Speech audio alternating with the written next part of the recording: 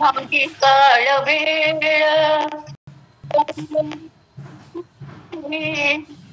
तर या मागी काळ वेळ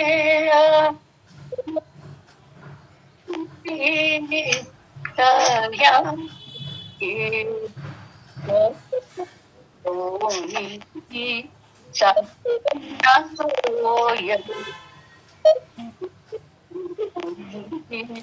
सापडे ना परिसाची साहेब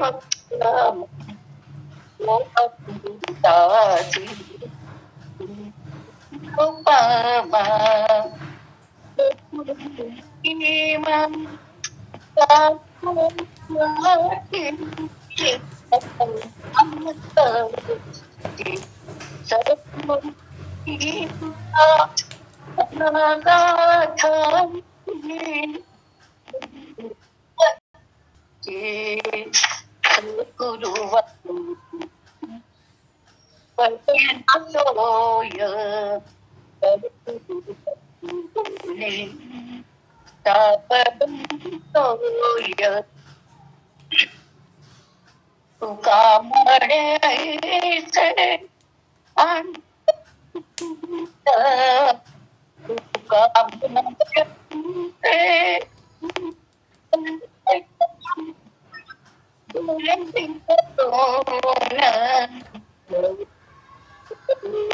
तुका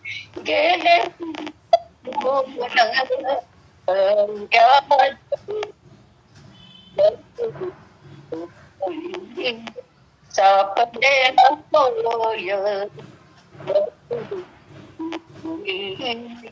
सापडे नकोय सापडे नकोय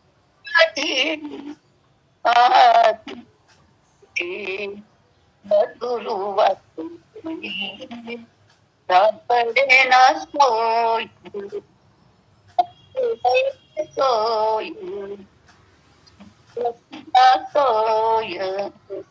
सुंदर म्हणलाय, पण तिकडच्या दुसऱ्या सुमनताईंनी ऑडिओ चालू केल्यामुळं त्यांचा आवाज जरा हे येत होता.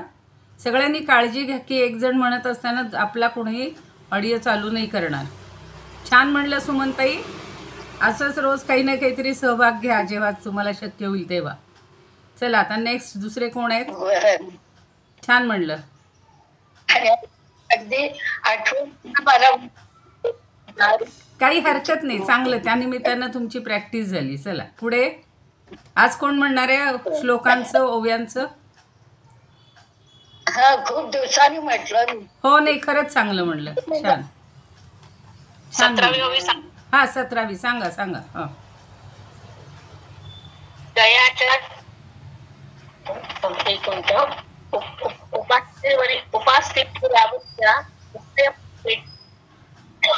उपाय फळी मोडून द्या. कमी वडील दयाच्या आवाज येतोय. हा तेच. कुठल्या कोणाच तरी ऑडिओ चालू आहे, तेवढा बंद करा कुणी. प्रतिभाताईंचा चालू. प्रतिभाताई बंद कराल का? हा हा, नंतर तुम्ही चालू करा. हा, शिष्यत्व प्राप्त करून द्यायचं गुरुच्या आज्ञेवरून करावी लागते. ऑडिओ बंद करा प्रतिभाताई. हा बस. आता आता येत बोला. शिष्यत्व शिष्याला गुरुच्या आज्ञेवरून जीवाची कुर्बानी करावी लागते. याचा अर्थ सद्गुरु जे सांगतील ते तादात्म्य भावनेने त्यांची उपासना केली असता आत्मबोध प्राप्त होतो आणि त्या परम शिष्याला आत्मज्ञानाचं भरभरून फळ प्राप्त होते. आणि हे सर्व गुरुच्या संपर्कात आल्यावर त्याला ज्ञानरूपी फळ मिळणं हीच सद्गुरूची कृपा होईल. जय जय रघुवीर समर्थ. थोडक्यात सांगितलं. हा छान. बरोबर आहे का? हो बरोबर आहे, बरोबर आहे, बरोबर आहे. चांगलं. आता प्रतिभाताई सांगणार आहेत का?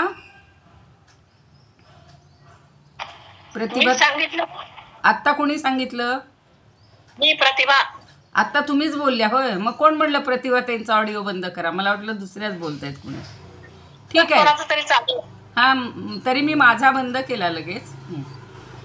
बरं आता कोण चांगलं सांगितलं मग पुढे 17 मी 16 नंबर सांगते ताई. हा सांगा सांगा. तुमचं काय नाव? मी तुमचं नाव? शिल्पा कुलकर्णी. शिल्पा कुलकर्णी. ठीक आहे. शिल्पा कुलकर्णी. हो हो सांगा. 16 नंबर. जयाचे सावाये जीव ब्रह्म उपरलाहे, ब्रह्म तृणातळी जाये उदासे जेणे. जयाचे म्हणजे ज्याच्यामुळे सावाये म्हणजे त्याच्या साह्याने, गुरुच्या साह्याने शिष्य हा ब्रह्मविद्या आत्मसाक्षात्कार जाणून घेतो. आणि जेव्हा त्याला आत्मबोध होतो तेव्हा अहम ब्रह्मासी म्हणून त्याला अहंकार निर्माण होतो. त्याच्यामुळे गुरु उदास होतात आणि त्यामुळे त्याला जे मिळालेले आत्मज्ञान आहे ते त्याच्या हाताला आलेले ब्रह्मज्ञान हे हातातून निसटून जाते, कारण त्याला अहंकार येतो म्हणून. त्यामुळे ते गुरु त्याला त्याच्यावर उदास होतात. त्यामुळे तृणातळी ताय म्हणजे ते कसपटा समान त्याच होतं. म्हणजे त्यांनी जे मिळवलेलं आत्मज्ञान आहे ते कसपटा समान होतं. ते हातात आलेलं ज्ञान त्याचं निघून जातं. छान, सुंदर सांगितलं, अगदी सुंदर. बरोबर त्यातला जो महत्त्वाचा आशय आहे तो छान सांगितला, सगळ्यांना समजला असेल. त्यामुळं आता पहिल्या ह्याच्यातलं कोण बोलणार आहे? काल 8 पर्यंत झाल्या होत्या ना? कोणी बोलणार आहे का पहिल्यातली ओवी?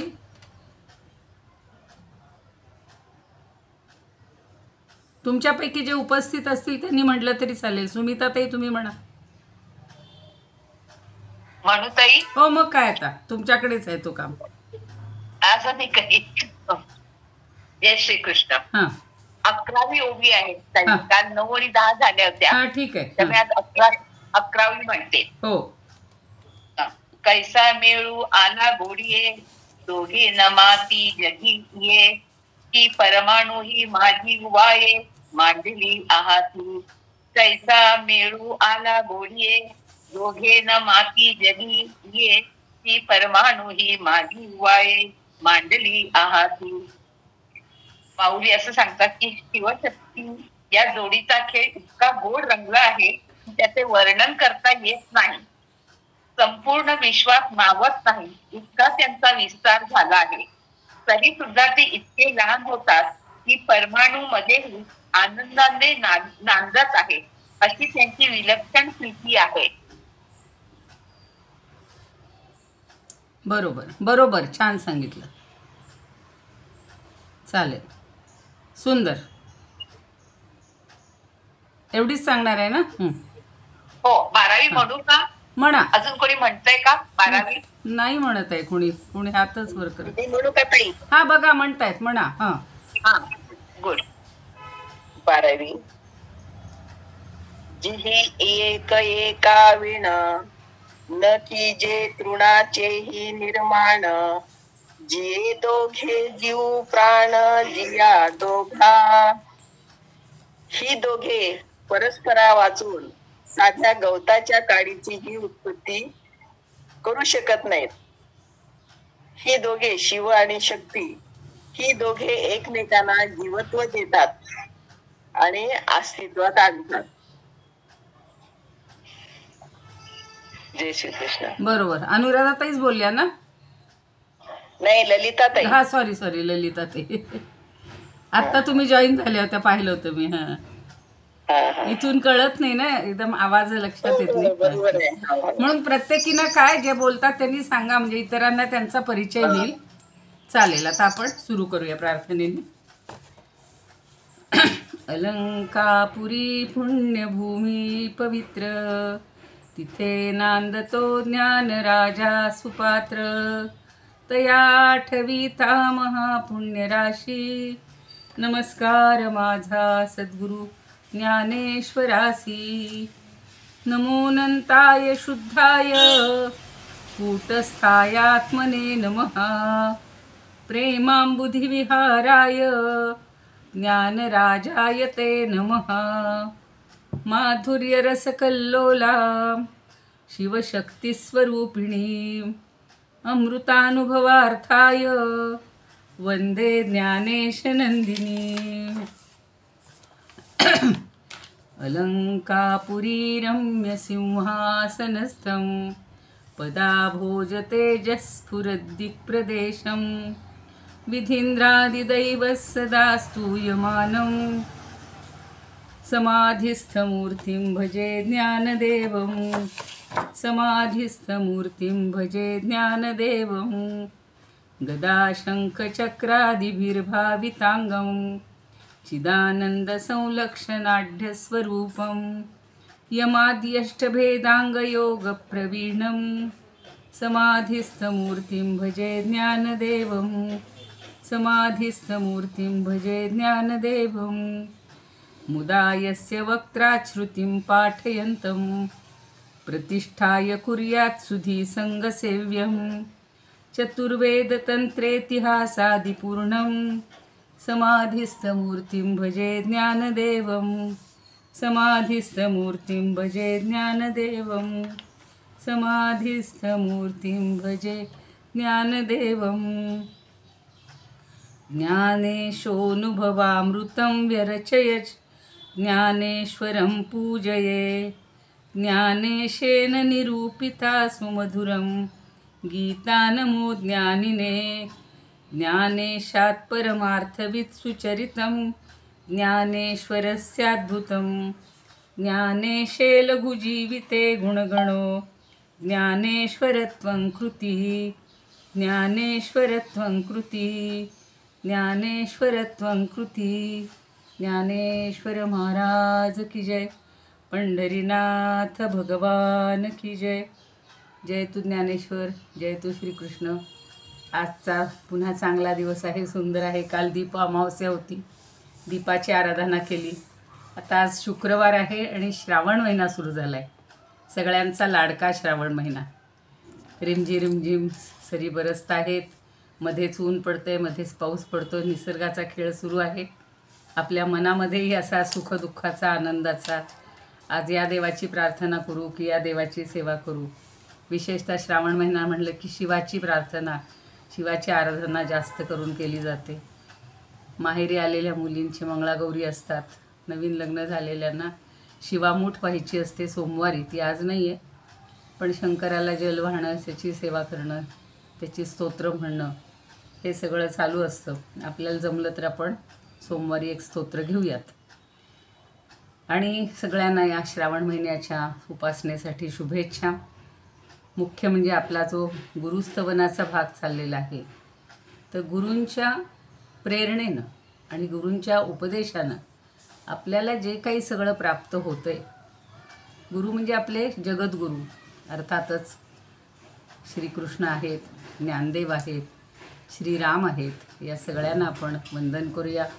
पंढरीनाथाला वंदन करूया आणि तुम्ही श्रोते जगदीश मूर्ती तेथे माझी व्युत्पत्ती किती बुद्धिहीन अल्पमती सलगी करीते खरं म्हणजे माझी अल्पमती आहे मला काही त्या ज्ञानदेवांनी एवढं सांगितलेलं आहे हे पेलणंसुद्धा तसं अवघड होतं आहे पण तुमच्यामुळं मला ही प्रेरणा मिळालेली आहे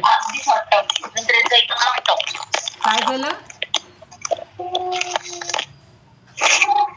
अनुराधाताई तुमचा ऑडिओ बंद करता का अनुराधाताई हां ऑडिओ बंद करा तर तुम्ही श्रोते जगदीश मूर्ती तेथे माझी व्युत्पत्ती किती बुद्धिहीन अल्पमती सलगी करीते अहो मोठमोठ्या नामदेवांसारख्या किंवा अगदी नारदासारख्यांनी सुद्धा म्हटलेलं आहे की बुद्धिहीन अल्पमती त्यांची बुद्धी एवढी प्रगल्भ असूनही ते अल्पमती म्हणतात आपण तर काय अगदीच त्यांच्या तुलनेनं अगदी सूक्ष्मातले सूक्ष्म आहोत पण आपल्याला भगवंतांनी या कार्यासाठी नेमलेलं आहे त्यांनी आपल्याला प्रेरणा दिलेली आहे म्हणून तुमच्या हृदयस्थ परमात्म्याला सगळ्यांच्या वंदन करते आणि आज आपण 18वी ओवी सुरू करणार आहोत या सगळ्या ताई अभ्यास करतायत तुम्ही प्रत्येकाने अभ्यास करा आम्हाला सकाळी सांगतायत तसं प्रत्येकाने जे काही आज आता 2 ओव्या झाल्या, तर संध्याकाळी आता आपण उशिरा हे करतो, त्यामुळं रात्री झोपताना किंवा सकाळी उठल्यापासून पुन्हा एकदा याचं चिंतन करायचं, जरा वाचन करायचं.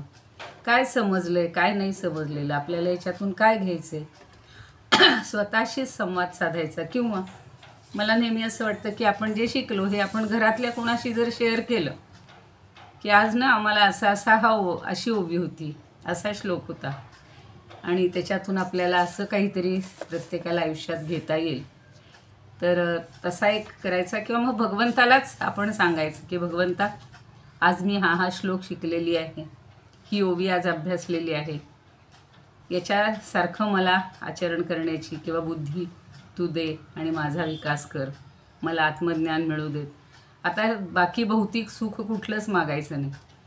अहो, तो नचिकेता एवढासा छोटा बिचारा 5-6 वर्षाचा, वडिलांनी त्याला कुठं पाठवलं, यमाच्या घरी जा म्हणले. कारण तो सांगतो की बाबा, अशा भाकडगाई दानामध्ये द्यायच्या नसतात, तुम्हाला दानाचं पुण्य मिळणार नाही. तर तो म्हणतो तू आला मला जास्त शिकवायला, काही सांगू नकोस, मला सर्वस्वाचं दान करायचं म्हणून मी या गाईंचे दान करतो.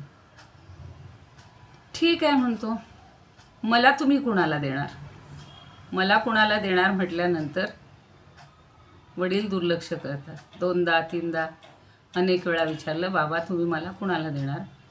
वडील अत्यंत क्रोधाने भरलेले होते, क्रोधित झाले आणि म्हणाले मी तुला यमाला देणार. आणि त्यांनी यमाकडे त्याला पाठवले. यम 3 दिवस गावाला गेलेला होता. 3 रात्री हा यमाच्या दारात, त्याची पत्नी त्याला बोलावते, अरे ये बाळा, ये बाळा, तू बाहेर थांबू नकोस, यम गावाला गेलेले आहेत. नाही म्हणतो, मी विना परवानगी आलेलो आहे आणि मी इथेच थांबणार. तिसऱ्या दिवशी यम परत आल्यावर त्याला विचारतात, अरे बाळा तू कोण, कुठून आला आहेस. त्यानं सांगितली आपली सगळी हकीकत, मी नचिकेता. म्हणे काय तुझं, म्हणे मला माझ्या वडिलांनी तुमच्या घरी पाठवलेलं आहे. मग आता तुला काय हवं आहे. मी 3 दिवस तू नव्हतास ना, म्हणजे मी नव्हतो ना, तू 3 दिवस उपाशी राहिलायस ना, तर आता तुला मी 3 वर देतो. कुठले 3 वर. पहिला मात्र त्यानं बालसुलभ मागितलेलं आहे की मी जेव्हा परत जाईन तेव्हा माझ्या वडिलांचा क्रोध शांत झालेला असेल, शांत मनास्यात म्हणलेलं, शांत झालेले असतील आणि माझा ते स्वीकार आनंदाने स्वीकार करते. दुसरा विचारतो, मला मृत्यूवर विजय मिळवायचा नाही. दुसरा विचारतो, या विश्वामध्ये किंवा या सृष्टीमध्ये अग्नीचं महत्त्व काय, अग्नीचं श्रेष्ठत्व काय. म्हणून त्यांनी 3 प्रकारचे अग्नींचं तथास्तु म्हणून त्याला सगळं ज्ञान दिलं. आणि तिसरं म्हणतो, मला मृत्यूवर कसा विजय मिळवायचा. इतका छोटा मुलगा मृत्यूवर विजय मिळवायला निघालेला आहे आणि आपण मात्र रोज कुणाचे ना कुणाचे तरी मृत्यू पाहतो डोळ्यांनी, तरीसुद्धा आपल्याला मृत्यूवर असा विजय मिळवावा असं मागावंसं वाटत नाही. अमृतत्व, मृत्यूवर विजय म्हणजे काय, अमृतत्व प्राप्त करायचं. मग ते म्हणतात, अरे असं काय करतो मी, तुला छान खेळणी देईन, तुला भरपूर पैसा देईन, तुला छान घर देईन, तुला गाड्या देईन, रथ देईन, घोडे देईन, असंख्य देईन, सगळं सोनं चांदी काय काय सुवर्ण हिरे मोती माणकं सगळं देईन. पण तो म्हणतो मला यातलं काहीच नको, हे सगळं नश्वर आहे, हे काहीही चिरंतन टिकणारं नाही. मग तुला काय हवे. नाही, मला मृत्यूवर विजय कसा मिळवायचा ते अमृतत्वाचं ज्ञान द्या. जसं त्या याज्ञवल्क्य मैत्रीमध्ये झालेला होता विषय, किंवा रघुकौत्साच्या कथेतनंही आपण पाहिलं की ते गुरूंसाठी त्यानं दान नेलेलं आहे. हा मात्र वेगळंच दान मागतो, वेगळाच वर मागतो.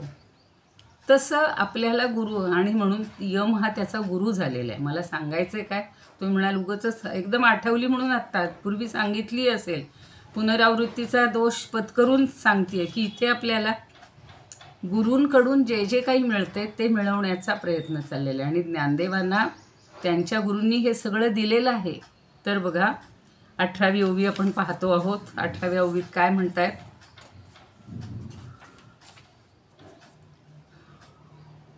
चुकून मी पहिलंच काढून बसले.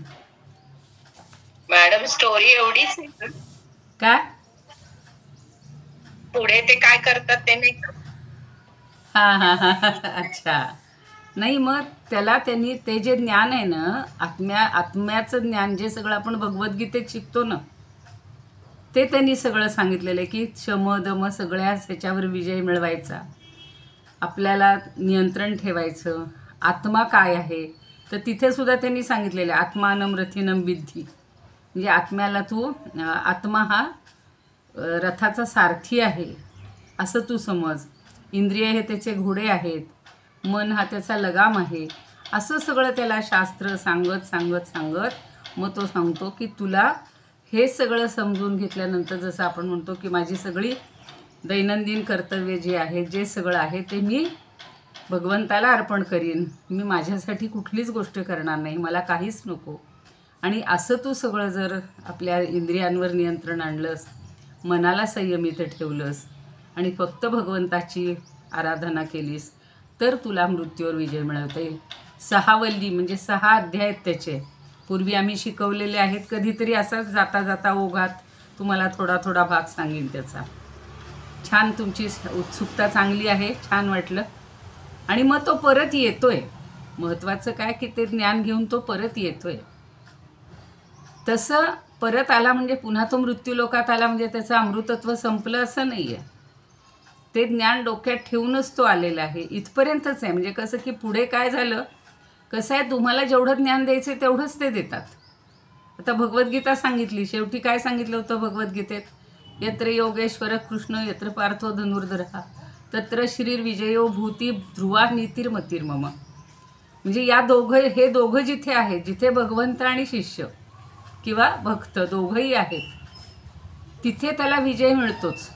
तसं त्या नचिकेतालाही सांगितलं की तू जर सतत भगवंताचं स्मरण करशील, तुझ्या सगळ्या याच्यावर नियंत्रण ठेवशील, या भूलभुलयाला, या सृष्टीला खरं मानणार नाहीस, तर तुला विजय मिळणार आहे. आणि तो विजय आपल्याला सुद्धा म्हणजे मिळण्याची इच्छा आहे की मिळवण्याची इच्छा आहे. आत्ता त्यांनी दोघींनी सांगितलेलं आहे.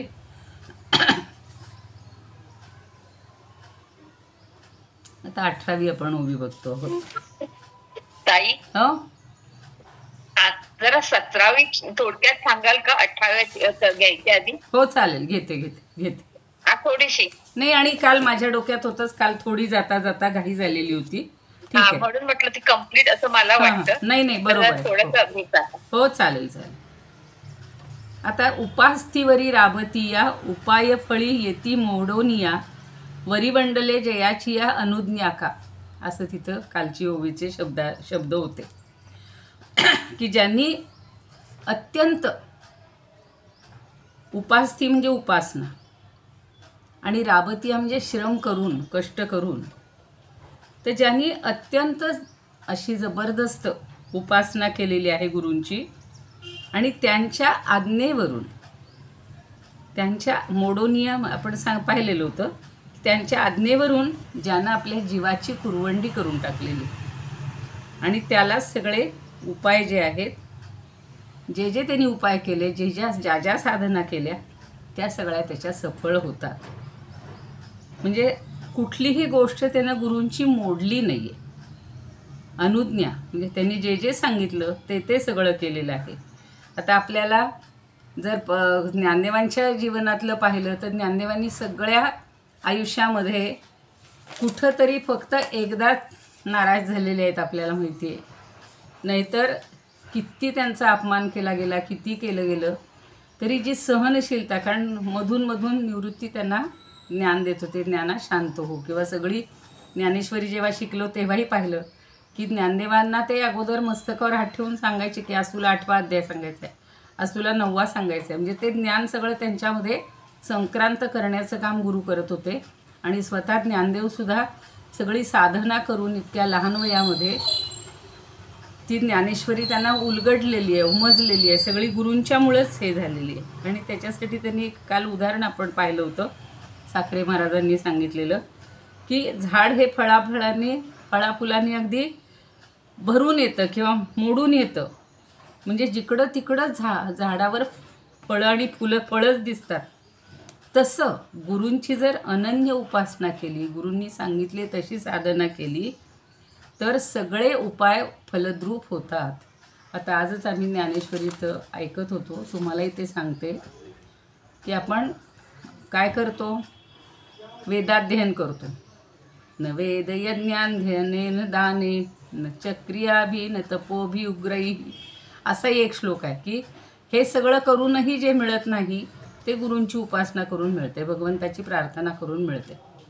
तर आपण वेदाध्ययन केलं. आता वेदाध्ययन काही सगळ्यांना जमत नाही, स्त्रियांना अधिकारच नाही म्हणजे.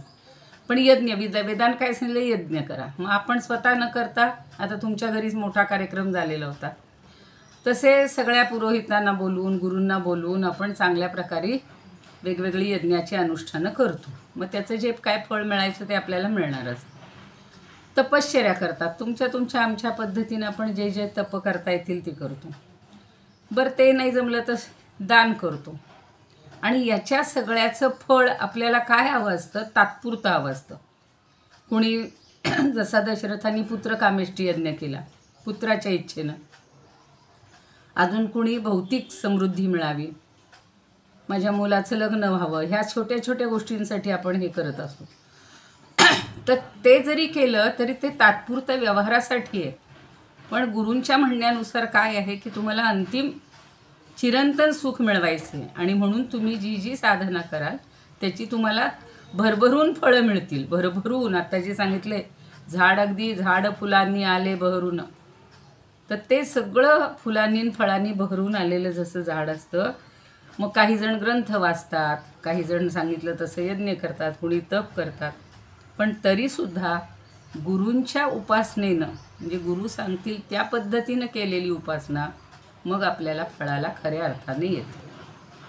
आता गुलाबराव महाराजांनी तेच सांगितलं होतं की परमेश्वराची उपासना करण्यात रात्रंदिवस राबत असतात, वेगवेगळे उपाय किंवा गुरूंनी सांगितलेल्या आज्ञेचं पालन करत असतात. आणि त्याचे फळ म्हणजे आपण आपल्या स्वतःच्या जीवाचा विचार न करता, म्हणून कुरवंडून हा शब्द वापरला होता काल बघा आपण, की जीवाची कुरवंडी करून. आई कशी करते हो, आई आपल्या जीवाची कुरवंडी, म्हणजे आपण त्यातनं गेलेले आहोत, माताच आहोत जास्त ठिकाणी.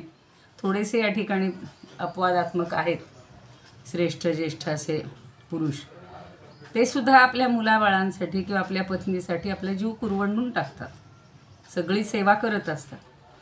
तसं आपल्या मनाप्रमाणे गुरुला सेवा घ्यायला लावणं ही सेवा नाही आहे, किंवा गुरु सांगल त्याच्यापेक्षा मनाने करणं ही सेवा नाही आहे. तर खरं प्रेमाचं लक्षण काय, गुरु जसं सांगतील तसं ऐकणं आणि त्यांचं प्रेम किंवा त्यांचं जे काही आहे ते आपल्या पदरात प्राप्त करून घेणं. आणि जो सतत राबतो, त्रिविध उपाय जे सांगितलेले आहेत त्याची सगळी फळं त्याला भरगच्च येतात. आणि मग हा वृक्ष त्रिविध उपायरूप फळभारानं वागतो, किंवा सद्गुरूंची त्याला अनुज्ञाच तशी असते. अनुज्ञा म्हणजे परवानगी. तरच त्या शिष्याच्या सेवेला खऱ्या अर्थानं किंवा त्याच्या कष्टांना फलप्राप्ती होते. खरं सांगू का, प्रत्येक ओवीचं पुन्हा सांगू तेवढं कमीच आहे. आणि गुरूंच्या आज्ञे, म्हणून मी काल गुरुवर आज्ञा ह्या विचारणी याच्यावर बोलले होते बघा, की गुरूंची आज्ञा कधीही मोडायची नाही, गुरूंच्या म्हणण्याप्रमाणेच सगळं करायचं असतं. नारदांचंही सांगितलेलं होतं मी, की नारदांनी सुद्धा काय केलं, वेदांचं शास्त्रांचं सगळ्यांचं अध्ययन केलं होतं, पण तरीसुद्धा त्यांना फळ येईना. आणि म्हणून त्यांनी सनकादिकांना गुरु केलं होतं. हे सांगितलं होतं का काल मी तुम्हाला? नाही, आता हे आज सांगायचे. थांबा, आता त्याच्या नाही, आता ते आज सांगायचं, 18व्या ओवीला जोडू नये ते. आता एवढं ठीक आहे, मला वाटतं 17व्याची समजली असेल. हो समज. वरिवंडले म्हणजे काय? ओलांडून, जे आहे ओलांडून. हा, ओलांडून. देहानं वरिवंडलेचा असाही एक अर्थ घेतलेला आहे की अगदी देहाने जरी पडले, जे काही झालं आपल्याला तरी त्याची पर्वा करायची नाही. जीवाची कुरवंडी करणं असा तो अर्थ थोडक्यात घ्या तुम्ही. ते काय खूप वेगवेगळे अर्थ सांगतायत प्रत्येकजण, पण आपण शेवटी जो आपल्याला सोपा वाटेल, जो जुळेल तो घ्यायचा. कारण काहींनी कुरवंडी करणं असंही घेतलेलं आहे त्याचं. बरं, 18वी घेऊया का आता. जयाचा दिठीवा वसंतू, जवन रिघे निगमवना आतू, तव आपुलिये फळी हातू, नघे प्रसिद्धी. जयाचा दिठीवा वसंतू, जयाचा दिठीवा वसंतू, जवन रिघे निगमवना आतू, जवन निघे नियमवना आतू, तव आपुलिये फळी हातू, तव आपुलिये फळी हातू, नघे पतीही, नघे पतीही. आधी थोडे शब्दार्थ बघूया. दिठीवा, त्यांनी दिठी शब्द वेगवेगळ्या पद्धतीनं खूप ठिकाणी वापरलेला आहे. दिठी म्हणजे दृष्टी, दिठीवा म्हणजे कृपादृष्टीनं. आता त्याची कृपादृष्टी हाच वसंत आहे. पहिल्यापासून आलेलं आहे बघा, की वसंत ऋतू नसेल तर फळं कितीही तुम्ही बागेची निगराणी केली तरीसुद्धा ती झाडं किंवा ते वृक्ष, त्या वेली या मोठ्या होतच नाहीत आणि त्यांना फळं फुलं येतच नाहीत. तोच धागा पुन्हाही ठेवलेला आहे. जयाचा दिठीवा वसंतू म्हणजे ज्याची दृष्टी, कृपादृष्टी हाच वसंत ऋतू आहे. जवन रिघे निगम वनातून. आता जो वसंत ऋतू कुठं यायला पाहिजे, वनामध्ये आला पाहिजे, बागेमध्ये आला पाहिजे. पण इथं कोणतं वन आहे, निगम वन. आपण आगम निगम हे शब्द वापरतो, वेद उपनिषद शास्त्र या सगळ्यासाठी निगम हा शब्द एक वापरलेला. तर हे सगळं ज्ञान आहे जे सगळ्या शास्त्रांमधलं वेदरूपी, तर वेदरूपी उपवनामध्ये न रिघे, रिघे म्हणजे जोपर्यंत प्रवेश करत नाही, न रिघे, रिघे म्हणजे प्रवेश कर, न म्हणजे नाही, जोपर्यंत हा गुरूंच्या कृपादृष्टीरूपी वसंत निगमादी शास्त्रांच्या वनामध्ये प्रवेश करत नाही, तव आपुलिये फळे हाती, फळी हाती न घेपतीही. आणि तव म्हणजे तोपर्यंत, न घेपती म्हणजे घेऊ शकत नाही, फळी म्हणजे फळ, हातू म्हणजे हातात, आणि न घेपवती म्हणजे घेऊ शकत नाही. म्हणजे त्या उपनिषद रूपी किंवा वेदरूपी अरण्यामध्ये, वनामध्ये या गुरूंच्या कृपादृष्टीचा वसंत जोपर्यंत प्रवेश करत नाही तोपर्यंत आपण केलेल्या साधनेचं आपल्याला फळ हातात मिळणार नाही. आत्ताच जे मी सांगितलं मगाच्या ओवीमध्येच संबंधित जे आहे ते, की तुम्ही किती प्रकारची साधना मनाने करता. आता समजा आम्ही एवढे हे ग्रंथ वाचतोय, ते ग्रंथ वाचतोय, पण तरीसुद्धा गुरूंच्या इच्छेनुसार, गुरूंच्या उपदेशानुसार जे करायला पाहिजे ते आपण करायला पाहिजे. म्हणजे आता साधं आपण निष्काम कर्म करायला पाहिजे कुठलीही गोष्ट करताना. आता कोणी म्हणतात कशासाठी करता हे, प्रत्येक गोष्टीला कशासाठी असा प्रश्न विचारायचाच नसतो. एक आपलं नैतिक कर्तव्य आहे म्हणून आपण करतो. काही जण असे म्हणतात मुलं तुमच्याकडे लक्ष देत नाहीत, मग तुम्ही कशाला त्यांच्याकडे लक्ष देत. असे जे व्यवहारात प्रश्न आहेत ना, हे किती चुकीचे असतात. माझं कर्तव्य आहे मी मुलाची काळजी घेणं, मी मुलाची चौकशी करणं, मुलाच्या संकटात उपयोगी पडणं. आता मुलं मोठी झाली, खाऊ पिऊ घालायच्या पलीकडे गेलेली आहेत, ते त्यांच्या मुलांना खाऊ पिऊ घालतात. पण जरी त्यानं एखादं त्याचंच कर्तव्य, म्हणजे माझ्या बाबतीत नाही मी सांगितलं, जनरली घरामध्ये जे घडतं ते, तर दुसऱ्याची जबाबदारी आपण विचार करायचा नाही, माझं कर्तव्य मी पार पाडायचं, हे व्यवहारामध्ये झालं. तसं गुरूंनी सांगितल्याप्रमाणे आपल्याला जे ब्रह्मज्ञान आत्मज्ञान मिळवायचं आहे, मोक्षापर्यंत जायचं आहे, त्याच्यासाठी जे जे त्यांनी सांगितले ते आपण करायचं आहे. त्यांची कृपादृष्टी ही महत्त्वाची. आता त्याच्यासाठी मी आता ते उदाहरण नंतर तुम्हाला देणार आहे. तर गुलाबराव महाराज काय म्हणतात की वेदरूपी अरण्यात, अरण्यापेक्षा वन शब्द जरा चांगला वाटतो. अरण्य म्हणजे जरा भकास जास्त गच्च असं वाटतो, गच्च गच्च. तर वेदरूपी वनामध्ये किंवा उपवनामध्ये ब्रह्मानंदरूपी आत्मफळ आहे. आणि ते ब्रह्मानंदरूपी आत्मफळ कधी मिळणार आहे आपल्याला, तर ज्या वेळेला श्री गुरूंची ज्ञानदृष्टी किंवा कृपारूपी दृष्टी त्याचा वसंत त्या वनामध्ये प्रवेश करत नाही तो त्यावेळेलाच तोपर्यंतच हे फळ आपल्या हाती लागत नाही. लोक म्हणतात अहो 12 वर्ष झाली तपश्चर्या केली. आता त्या विश्वामित्रांचं उदाहरण सगळ्यांना माहिती आहे. 1000 वर्ष तपश्चर्या केली. किती? 1000 वर्ष तपश्चर्या केली. पण ती मेनका नावाची अप्सरा त्यांच्या आयुष्यात आली आणि सगळं त्यांचं तपश्चर्या भंग पावली. आता तिनं भंग केली का यांच्या हाताने यांनी भंग केली. समोर माझ्या कितीही येऊ देत प्रलोभनं, मला जर ध्येय आहे ब्रह्मप्राप्तीचं तर मी त्या मेनकेकडे लक्ष द्यायला नको आहे. पण मला ती मेनका चांगली वाटली, मला म्हणजे विश्वामित्रांना. मग गृहस्थाश्रम थाटला, सगळी तपश्चर्या वाया गेली, कन्या झाली, सगळं झालं. आणि मग लक्षात आलं मग मला ब्रह्मर्षीपद का मिळेना. वसिष्ठांनी सांगितलं की तुला ब्रह्मर्षीपद कुणी देऊ शकत नाही. पुन्हा त्यांनी तपश्चर्या केलेली आहे आणि मग मात्र वसिष्ठांनी त्यांना ब्रह्मर्षीपद दिले. ब्रह्मर्षी होणं हे इतकं सोपं नव्हतं. आता शुक किंवा आपले इतर जे मुनी आहेत, साधे म्हणजे आपल्या संतांमधले घ्या, तुकाराम महाराज आहेत, त्यांचीसुद्धा परीक्षा पाहण्यासाठी गावकऱ्यांनी, लोकांनी जे दुष्ट आहेत त्यांनी एका वेश्येला त्यांच्याकडं पाठवलं होतं.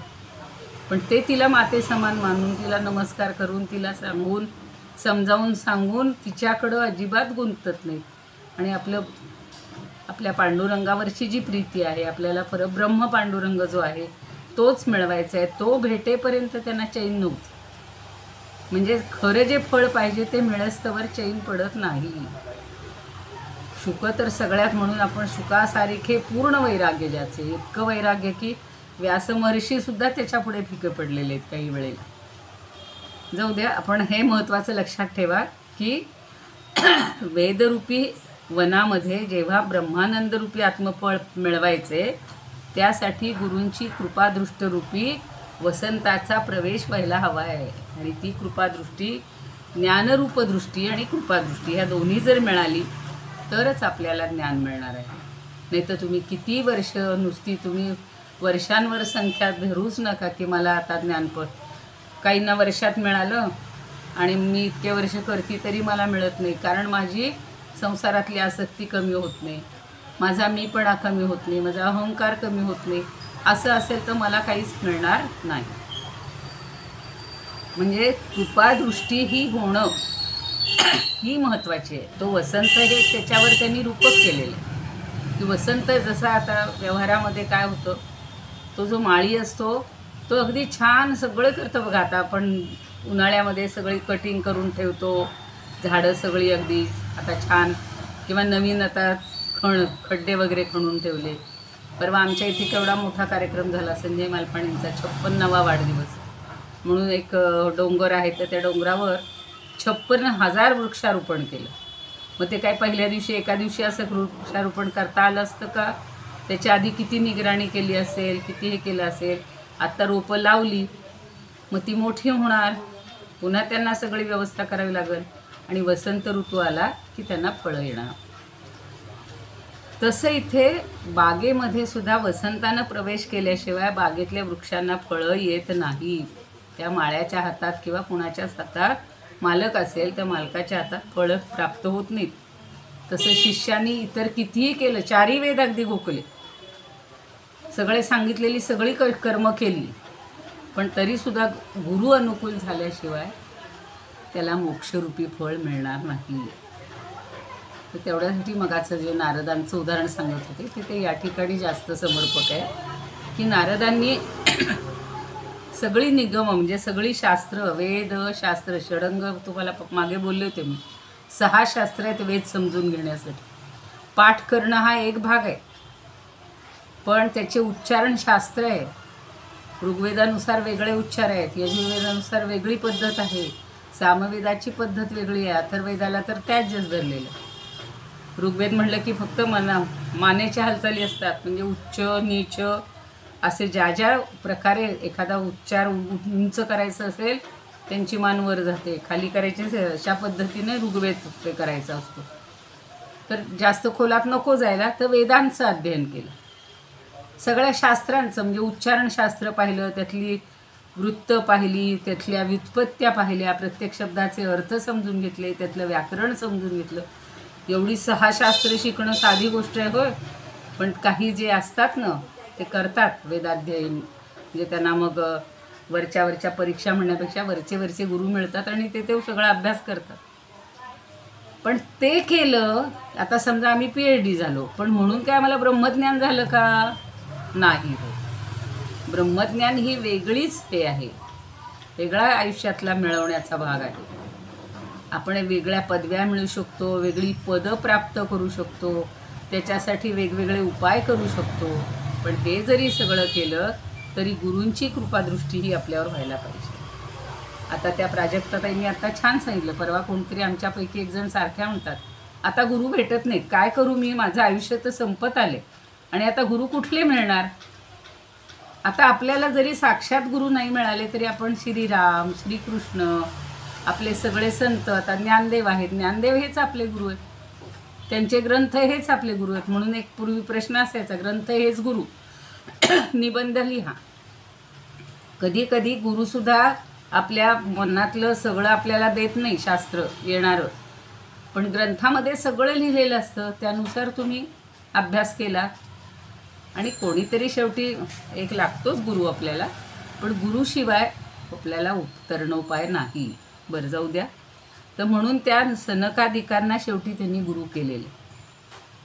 नारदांनी सगळी वेद सगळी शास्त्र अभ्यासली, पण तरीसुद्धा त्यांना गुरूंच्या पुढे नाक घासावं लागलं, म्हणजे शरण जावं लागलं. आणि मग गुरूंची कृपादृष्टी झाल्यानंतर त्यांना खरं ज्ञान मिळालेलं आहे. नेहमी वन वसंत. हो, नारदांचे गुरु कोण? सनक गुरु कोण? सनक सनंदन, सनक आदी जे होते ना, ते. हां, तर त्यांना त्यांनी गुरु केलं आणि मग त्यांच्यावर कृपादृष्टी झालेली आहे. आता भागवतातही अशा बऱ्याच कथा आहेत की नाही, तुम्ही वाचत असाल किंवा ऐकले असतील. भागवतात आहेत, पुराणांमध्ये आहेत. शेवटी कोणतरी आपल्याला एक आयुष्यात असा गुरु येतो, बाकी कोणी नाही तर आपली माता पिता हे तर आपले गुरु असतातच, त्यांनी सांगितलेलं असतं. तशा सेनकाविना पण आपली साधना चालू ठेवली पाहिजे. आता गिरवाण अनुभवात काय म्हणतात बघा, सोपी अगदी रचना आहे बघा. यस्य दृष्टी वसंतो नो प्रविश्ये नैगमे वने तावदात्मफलम तस्य हस्ते नायाति करहिचित. शेवटची ओळ आधी लक्षात घ्या. हस्ते न आयाति करहिचित. करहिचित म्हणजे कुणाला. तावत म्हणजे तोपर्यंत. आत्मफल म्हणजे आत्म्याचं फळ, म्हणजेच आत्मज्ञानाचं फळ. न आयाती त्याच्या हातात येत नाही. कधी? यस्य दृष्टी वसंतो यो वसंतो नो. ज्याच्यावर गुरूंची कृपादृष्टीरूपी वसंत त्यांच्या आयुष्यात येत नाही. नो प्रविश्येत नैगमे वने.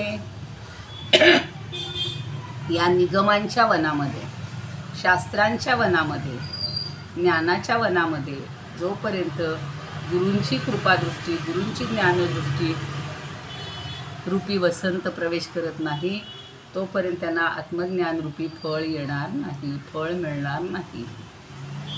म्हणून पूर्वीच्या काळी बघा असे आंतरिक म्हणजे स्वतःच्या मनाने सुद्धा असे एकलव्याचं उदाहरण आहे, आत्ता आठवलं मला एकदम. त्याला गुरु मिळत होते का? गुरूंनी स्वीकारलं होतं का? नाही. त्यांनी काय केलं? गुरुची प्रतिमा केली आहे. बघा, खरं ते सर्वात उत्तम उदाहरण आहे की गुरु नसताना म्हणजे गुरूंची प्रतिमा हेच गुरु. साक्षात गुरु नाही भेटले, त्यानं डाव्या हाताच्या म्हणजे अंगठ्या विरहित शिकलेला आहे तो, त्याची धनुर्विद्या. जगात कुणी नव्हता असा डाव्या हातानं हे करणारा, पण ते त्यानं कौशल्य स्वतः आत्मसात केलं. पण गुरूंची प्रतिमा समोर डोळं ठेवून, गुरूंवर श्रद्धा ठेवून केलेलं आहे. असं म्हणजे असेही शिष्य होऊ शकतात, पण गुरुशिवाय शक्य नाही. म्हणून आत्ता जे पाहिलं की तुमच्या हातामध्ये आत्मज्ञानाचं फळ येऊ शकणार नाही जोपर्यंत गुरूंची कृपादृष्टी होत नाही तोपर्यंत. अभंग अमृतानुभव सोपा आहे बघा. जयाची या कृपा दृष्टीचा वसंत, जयाची या कृपा दृष्टीचा वसंत, रिघेना वनात वेदांची. आईने वेदच शब्द घेतलाय निगमचा अर्थ. रिघेना वनात वेदांची या, तोवरी तेथील आत्मरूप फळ, तोवरी तेथील आत्मरूप फळ, हाता न लागेन झोपाचिया जीवाचिया, हाता न लागेल जीवाचिया. त्या जीवाच्या हातामध्ये आत्मफळ मिळणार नाही जोपर्यंत गुरूंची कृपा दृष्टी होत नाही तोपर्यंत. अशी खूप उदाहरणं आहेत. आता डॉक्टर व्ही ए कुलकर्णी म्हणतात की त्याची म्हणजे गुरुची कृपादृष्टी हाच वसंत ऋतू. सोप्या सोप्या शब्दात प्रत्येकानं आपल्या त्यानं त्याचं वर्णन केलेलं आहे. जोपर्यंत वेदरूपी वनात हा शिरत नाही, म्हणजे गुरुकृपा दृष्टीरूपी वसंत शिरत नाही, तोपर्यंत त्याच्या हाती आपली इष्टफळं येत नाही. म्हणजे वेदांचा विषय आत्मज्ञान आहे, पण सद्गुरूच्या कृपे वाचून ते फळ मिळणार नाही. ते वन ती बाग आपलीच असली तरी वसंत ऋतू वाचून फळं येत नाही.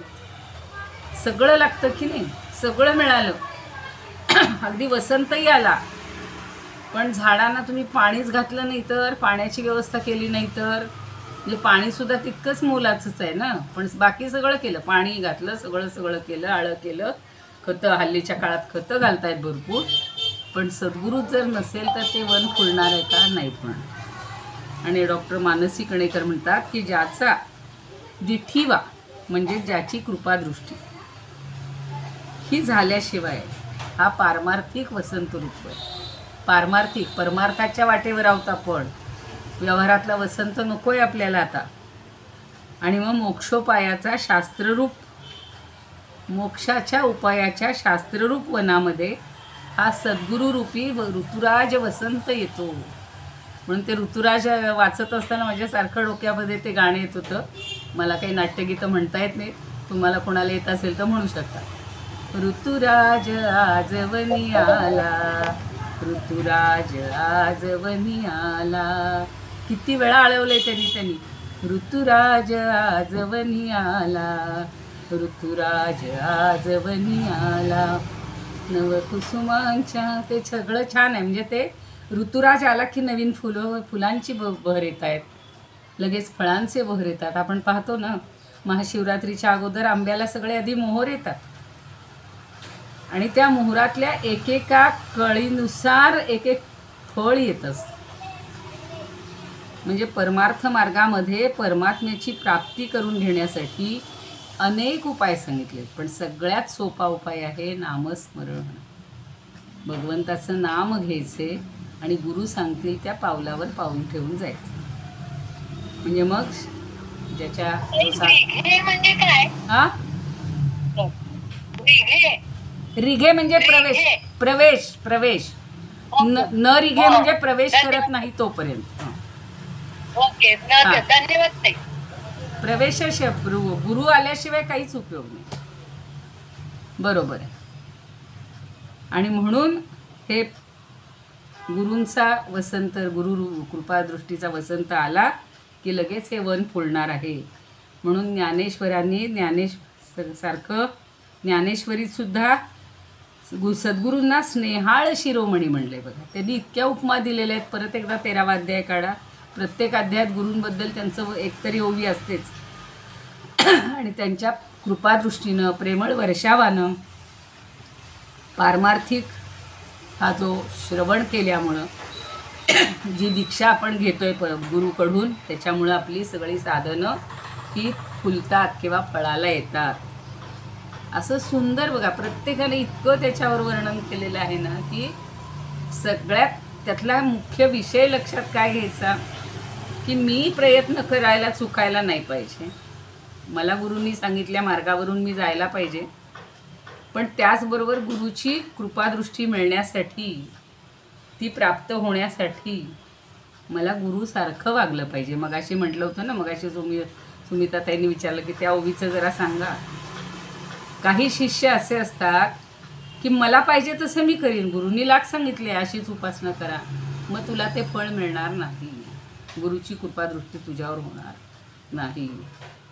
आता एकदम आठवलं, त्या शुक्राचार्यांकडे देवांनी पाठवलं होतं कचाला, आणि संजीवनी विद्या मिळवण्यासाठी आला होता तो. आठवतं? सगळ्यांना माहिती आहे ती कथा. हो बरोबर. हां, आणि तिथे आल्यावर सुद्धा त्याला किती दिव्यातनं जावं लागतं, कारण सगळे जे बाकीचे राक्षस असतात ते त्याला किती वेळा तोडून टाकतात, मारतात, शेवटी त्याची राख करतात, त्याला त्या शुकाचार्याला जलातून घालतात आणि त्याच्या पोटात ती राख जाते. आणि तो म्हणजेच रक्षारूपी तो कच आतमध्ये गेलेला आहे. आणि ती देवी यांनी इतक्या वेळा म्हणते की नाही, मला माझ्या कचाला जिवंत करा, मला त्याच्याशी विवाह करायचा आहे. ती त्याच्यावर अनुरक्त झालेली असते. आणि गुरु म्हणतात, आता शुक्राचार्य सांगतात की जर आता त्याला जिवंत करायचं झालं तर मी मरणार आहे, कारण माझ्या तो पोटातून बाहेर येणार. मग ती म्हणते तुम्ही मला शिकवा, म्हणजे मी तुम्हाला जिवंत करीन. असं जे सगळं गुरूंचं आहे ना. आणि मग ती त्याला ते तिला सांगतात, नाईलाजानं सांगतात. आणि म्हणून मग पुढे सांगितलेलं की षट्कर्णो भिद्यते मंत्र. असा आता त्यानंही ऐकलाच ना, त्या कच पोटामध्ये जिवंत झाला, त्यानंही तो मंत्र ऐकला, म्हणजे त्याला तो आत्मसात झाला. त्यावेळेला गुरु मरण पावले म्हणून देवयानीनं पुन्हा तो मंत्र म्हटला की ते जिवंत झाले. आणि तो बाहेर आल्या आल्या लगेच म्हणतो मी आता जातो. ती फार म्हणजे तिनं शाप दिलेला आहे त्याला, पण म्हणजे वाईट वाटलं तिला की त्याच्यावरती इतकी जीव टाकत होती. तो म्हणतो तू आता म्हणजे गुरु भगिनी झालीस, बहिणीशी कधी लग्न करायचं नसतं. असे सगळे एक एक हे आहेत. जाऊ दे, अशा बऱ्याच गोष्टी आहेत. पण गुरूंच्या ह्याच्यानुसार आपण त्याची कृपा मिळवण्याचा प्रयत्न करू. आज आता इथेच थांबावं लागेल. 19वी ओवी उद्या घेऊया मग आपण. कुणाला म्हणायची आहे प्रार्थना? तुम्ही म्हणताय, पण मला पुन्हा ते रेकॉर्डिंग करणंच होईना. सोमवारी ना ताई आता. हा, आज शुक्रवार. हो आज शुक्रवार आहे. हो, म्हणजे आता सोमवारी सोमवार, असेल. बरोबर आहे, सोमवारी. हा, नाही, ठीक आहे. हो. ती इतकी सवय झालेली असते ना उद्या म्हणायची. ठीक आहे, सोमवारी. आता सोमवारी कोण या ओवीवर बोलेल ते ठरवून टाका. आणि पहिल्यातली हा, मी बोलून जाऊ. कोण? 17-18 रेखा तोरो. हो, चालेल चालेल. तुम्ही मध्ये नव्हत्या का थोडे दिवस? अहो, ते कार्यक्रम होता 2-3 दिवस बहिणीकडे वगैरे. बरं, असू दे असू दे, काही हरकत नाही. बोला बोला. हा, चालेल हो, चालेल. हो, हो, हा, चालेल उद्या बोलेन. चालेल हो, चालेल. चालेल. हा. आणि पहिल्यातलं कोण बोलणार मग? आज आता सुमिता ताईंनी काही म्हणलेले आहेत. बरं, ठीक आहे, बघा. ज्यांना नाही तर माहीत, सुमिता ताईंना आवडते म्हणा. आजची कुणी म्हणताय का आता? म्हणू का मॅडम? म्हणा म्हणा म्हणा म्हणा. इदमुपकर्तुं भुवनमण्डलं समुदितमिव भास्करं सादरं वन्दे ज्ञानेश्वरं. त्रिभुवनमाता भगवद्गीता लोकमङ्गला लोकविश्रुता लोकहितं संततं ध्यायता येन ज्ञानेश्वरी विरचिता.